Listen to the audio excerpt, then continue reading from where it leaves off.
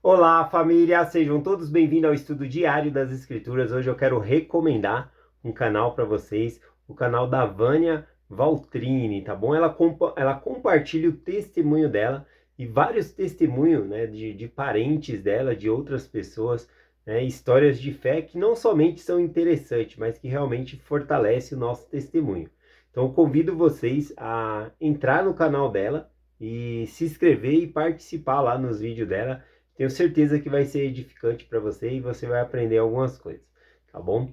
Eu vou deixar o link do canal dela, tem um short bem pequenininho, ela convidando a gente a assistir os vídeos no canal dela, e tem um vídeo um pouquinho maior, de 5 minutos, todos os vídeos dela é bem curtinho e é de fácil compreensão e também aumenta a nossa espiritualidade, tá bom? Então vou deixar aí dois links do canal dela, tá bom? Para vocês entrar, se inscrever lá no canal dela e acompanhar, tá bom? Então é isso, gratidão, Vânia, né, por também estar produzindo conteúdos do Evangelho, compartilhar o seu testemunho com as pessoas, tá bom?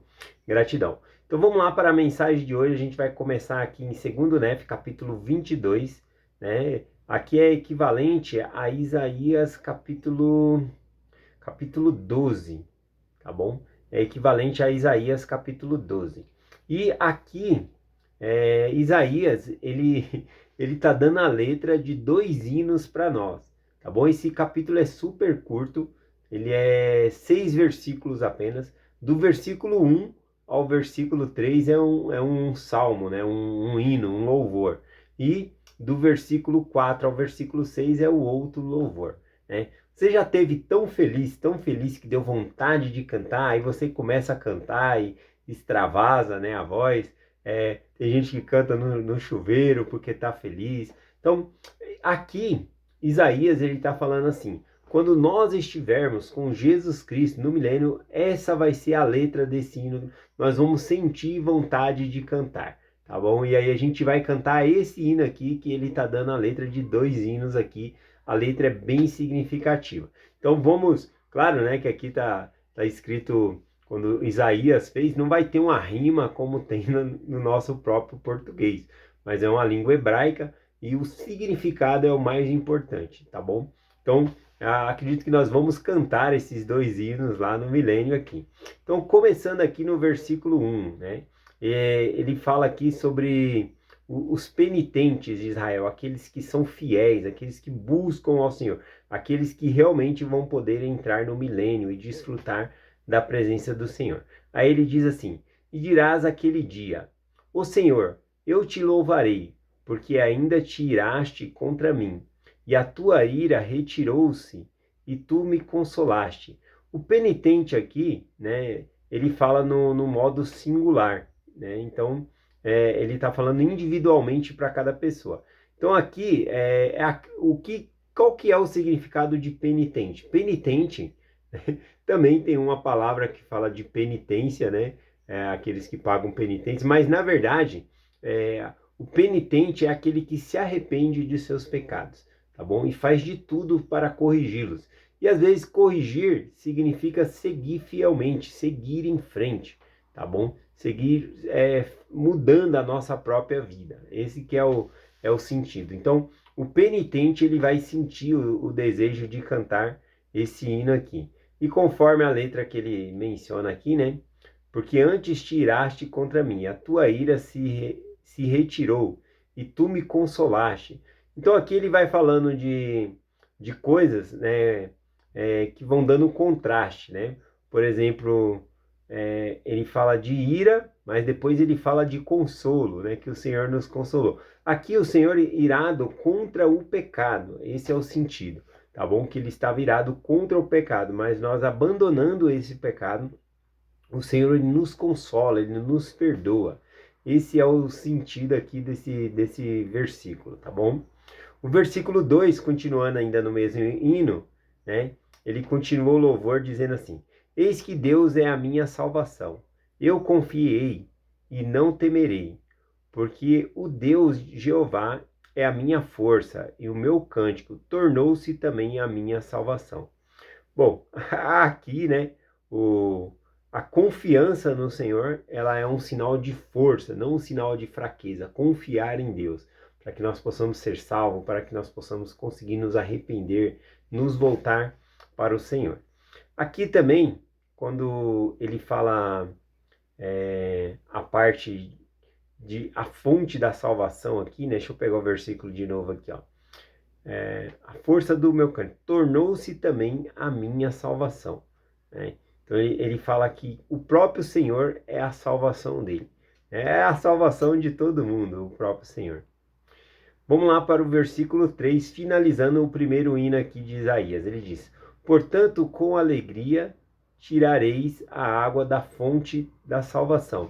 Aqui, né, lembra muito, né, essa parte desse hino aqui, lembra muito quando Jesus Cristo, lá no poço de Jacó, com a mulher samaritana, e ele oferece para ela uma água na qual ela vai beber e nunca mais terá sede. Essa água é o próprio Cristo. Isso é uma referência a esse louvor aqui em Isaías. Só que a mulher não percebeu, tá bom?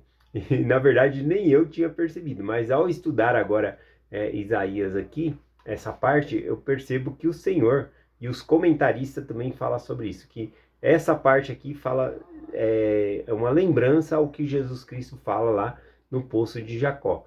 Então, se a mulher tivesse tal conhecimento, ela entenderia que era desse louvor que o Senhor estava falando, que Ele é a salvação. A gente vê que ela não entende, né? Que ela fala, quando o Senhor fala que aquele que beber da água que eu lhe der, nunca mais terá sede, não precisar mais beber água, ela fala, me dá dessa água para mim não venha aqui mais tirar dessa água do poço. Ela está pensando na água física, mas Cristo, ele é a água espiritual, que sacia, né, todas as nossas vontades, né, no sentido espiritual aqui. Vamos lá para o segundo hino aqui, que é do versículo 4 ao versículo 6, o segundo louvor. Então, o primeiro louvor a gente viu aqui, que Isaías ele fala que nós vamos ter vontade de cantar ao Senhor, porque Ele pagou pelos nossos pecados, Ele é a nossa salvação, Ele nos redimiu, tá bom? E Ele é a água, né, na qual é as águas vivas, é a nossa própria salvação em Cristo. O versículo aqui, deixa eu desligar esse barulho sonoro aqui. Pronto. O versículo 4 aqui começa o outro hino, né? Direis naquele dia. Então veja que esse direis naquele dia é um outro hino, tá bom? Então diz assim: louvai ao Senhor, invocai o seu nome, tornai manifesto os seus feitos entre os povos, dizei qual excelso é o seu nome. Aqui, né, nós teremos vontade de cantar e dizer qual excelso, né, qual grandioso é o nosso Deus, de tantas coisas maravilhosas que Ele fez. Se fosse para citar algumas delas aqui, a gente poderia citar aqui, abriu o Mar Vermelho, tirou o povo do Egito, da escravidão, tantos e tantos milagres que o Senhor fez em benefício do seu povo. Voltando aqui para o testemunho da Vânia, né, que eu vou deixar o link aí no canal, não somente o Senhor fez milagres, né, conforme a casa de Israel, mas Ele faz em nossa vida.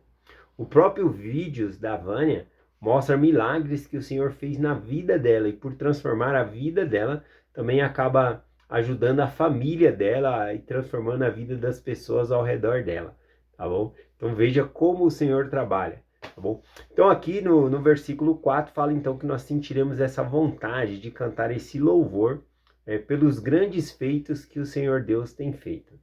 O versículo 5 diz assim: cantai ao Senhor, porque fez coisas grandiosas, isso conhecido em toda a terra, conforme eu falei, né? Teremos vontade de cantar ao Senhor e de deixar manifesto todas as coisas que o Senhor faz. Bom, também agora a gente sente essa vontade, né? Porque o Evangelho nos transforma, porque Cristo transforma a nossa vida, a gente quer apresentar Jesus para as outras pessoas.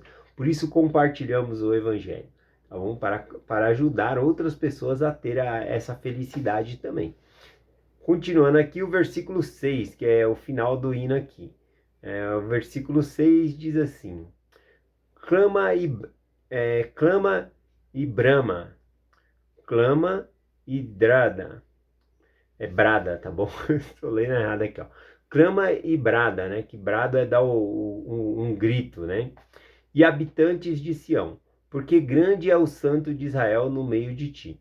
Aqui, essa parte do hino fala para bramar, né? Bramar, não sei de onde eu tirei esse mar aqui. Bradar, né? Gritar em alta voz de felicidade, porque o próprio Cristo reinará com a gente, estará com a gente aqui no milênio. Tá bom? Esse é o sentido. Como esses 6 versículos foi bem curtinho aqui para mim compartilhar, eu vou pegar aqui mais 3 versículos do capítulo 23 aqui, tá bom? Que é equivalente a Isaías capítulo 13. Então vamos lá, o versículo 1 é uma sequência, né? Só que aqui no capítulo 13 de Isaías, que está escrito aqui em 2 Nef capítulo 23, está falando sobre a queda de Babilônia, tá bom? Vai falar mais sobre a queda da Babilônia aqui. Então o versículo 1 diz assim: o peso de Babilônia, que Isaías, filho de Amós, viu. Essa palavra peso aqui, ela significa destruição, né? Então Isaías ele viu a destruição da Babilônia. A representação da destruição da Babilônia também será uma representação da destruição do mundo iníquo que nós conhecemos, tá bom? Então tanto é para aquelas épocas como é para a nossa época aqui também. Algo interessante também, quando ele usa essa palavra peso de Babilônia, eu me lembrei lá de Daniel capítulo 5, quando agora a Babilônia já tinha, né, em Daniel ali capítulo 5, a gente vê que o povo já tinha sido levado para a Babilônia cativo e estava quase terminando, né, o cativeiro ali, porque Babilônia iria cair. E cai justamente nessa parte aqui, né? O Senhor usa essa palavra peso sobre Babilônia ali. O que acontece, né? O rei Nabucodonosor já é morrido, o filho dele estava reinando no lugar dele, e ele decidiu dar uma festa. E ele fez uma festa, e ele pegou as taças, que eram copos, taças, né, de ouro, de prata ali, que era do templo, né? Porque quando Babilônia venceu Jerusalém, ela leva, né, as coisas do templo como saque, né, como recompensa ali, e ela guarda essas coisas. E agora o filho de Nabucodonosor, ele vai dar uma festa e ele pega esses copos, essas taças, né, de prata, de ouro, e ele oferece um brinde aos deuses, né, e ele fala o nome de vários deuses, mas ele não fala o Deus de Israel. E aí o que acontece? Enquanto ele está brindando nessa festa, uma mão aparece e escreve na parede umas coisas ali, e ele não entende a interpretação, ninguém entende. Então alguém se lembra que Daniel ele interpretou o sonho do rei. Então mandam chamar, né, Belsabar, né, que era o nome de Daniel lá na Babilônia. Então vamos lá, o versículo, Daniel capítulo 5, versículo 23 diz assim, ó: mas ao Deus em cuja mão está a tua vida e todos os teus caminhos, a ele não glorificaste. Ele está repreendendo lá o rei da Babilônia, porque deu glória, né, a todos os deuses, e o Deus de qual a vida dele estava na mão ali, ele não havia glorificado. E aí então, aqui é Daniel explicando para o rei por que foi escrita aquela parte ali na parede. E a palavra que estava escrita na parede era essa, ó: Mene, Mene, Tekel Ufarsim, né? E ninguém entendia ou poderia trazer o significado dessas palavras, até que Daniel foi até a presença lá e falou o significado dessas palavras, né? Quem quiser ver mais, é Daniel capítulo 5, do versículo 23. O capítulo 5 inteiro vai mostrando essa trajetória dessa história, até o versículo 28, né? Aqui ele fala, quando fala mene, mene, significa Deus contou, né? Pesou. O significado dessas palavras é Deus pesou, né? Pesou você na balança, Babilônia, e achou falta em ti, né? E serás cortado, ou seja, seria a Babilônia cairia. Esse é o sentido. Naquela mesma noite que foi escrito, né? A gente vê que ela cai, né? Babilônia cai. A gente vai estudar um pouquinho melhor sobre isso amanhã, tá bom? Mas eu só quis falar sobre essa palavra peso, né? Que aqui no primeiro versículo fala, né? O peso de Babilônia que Isaías, filho de Amós, viu. Ou seja, a destruição, o julgamento que Deus fez da Babilônia para que Babilônia caísse. Vamos para o versículo 2 e o versículo 3 aqui. O versículo 2 diz assim: alçai uma bandeira sobre o monte alto, levantai a voz para eles, acenai-lhes com a mão, a fim de que entrem pelas portas dos nobres, né? Alçai uma bandeira, né? A bandeira ela tem o simbolismo de chamar, de reunir as pessoas. Então, aqui ele está falando sobre a pregação do evangelho. Nos últimos dias teria um estandarte, né? Estandarte, né? Toda vez que tem estandarte aí nas escrituras também, o significado é como uma bandeira. E aqui então está falando da pregação do evangelho. O Senhor reuniria de novo o seu povo. Levantaram a voz, seria chamar, e acenar com a mão, né? Para que entre pelas portas. Aqui é o simbolismo do convênio, tá bom? Sinais e convênios, de fazer convênio no templo. É esse o significado aqui. O versículo 3 finaliza dizendo assim, eu vou parar no versículo 3. Eu dei ordem aos meus santificados. Aqui, né, os meus santificados, essa palavra santificado no hebraico, né, significa santo, separado. Ou seja, ele está falando aqui no versículo 3 de reunir. Ele está falando da bandeira, esse estandarte, para chamar todas as nações. E aqui ele está falando de um exército, né, um exército reunido para chamar essas pessoas aqui. Então o versículo 3 diz, e dei ordem aos meus santificados, ou seja, aos meus santos. E também chamei os meus valentes, pois minha ira não está sobre os que exultam com grande majestade. Né? Na Bíblia, lá em Isaías, fica dessa maneira esse versículo. Sim, eu chamei os meus poderosos para executarem a minha ira, e exultam a minha majestade. Então ele chama aqueles que considera ele, que fazem convênio com ele, para participar nesse exército de trazer as pessoas para o convênio, tá bom? Também é dito, né, que esse exército, novamente, quando Cristo vir na segunda vinda, ele vai vir com o seu exército, tá bom? Um exército celestial. Né? Nós faremos parte desse exército celestial também, para purificar a terra. E agora, né, essa purificação significa a gente pregar o evangelho e trazer as pessoas para o evangelho. Então o versículo traz essa ideia aqui. Deixa eu ver aqui o que mais fala. Bom, vou finalizar com essa parte aqui, tá bom? Eu peguei aqui o significado de bandeira, né? Já que ele falou bandeira sobre o monte alto, né? Eu também poderia estar escrito estandarte aqui, que é a mesma coisa, bandeira e estandarte é a mesma coisa. Então a bandeira, ela simplesmente é um meio de comunicar por meio de sinais, né? Convencionais. Então, normalmente é um tecido, né? E as suas cores têm representação, como a bandeira do Brasil. Cada cor tem uma representação. As estrelas têm a sua representação na bandeira do Brasil. Então a bandeira, ela tem um significado, né? Se eu disser para você assim, vamos hastear essa bandeira, é o mesmo de eu falar para você, vamos vestir essa camisa, vamos fazer parte, vamos chamar as pessoas. Então ele está falando desse simbolismo aqui da bandeira, tá bom? Então é esse o significado aqui. Então eu finalizo a mensagem de hoje com um hino que tem tudo a ver com essa bandeira aqui, né? A letra dele já tem a ver com Isaías aqui, tá bom? Que fala sobre colocar essa bandeira no monte alto, né? É o hino de número 4 aqui. Eu não vou cantar ele, a minha voz também não é tão boa assim, mas se eu cantar no YouTube, o YouTube fica me notificando, né, que eu usei a música de alguém para cantar um hino, né? E aí ele fica querendo derrubar o vídeo. Mas então eu só vou falar a letra do hino, tá bom? Que diz assim, né? No monte a bandeira se alteia já, com júbilo proclama o Senhor virá.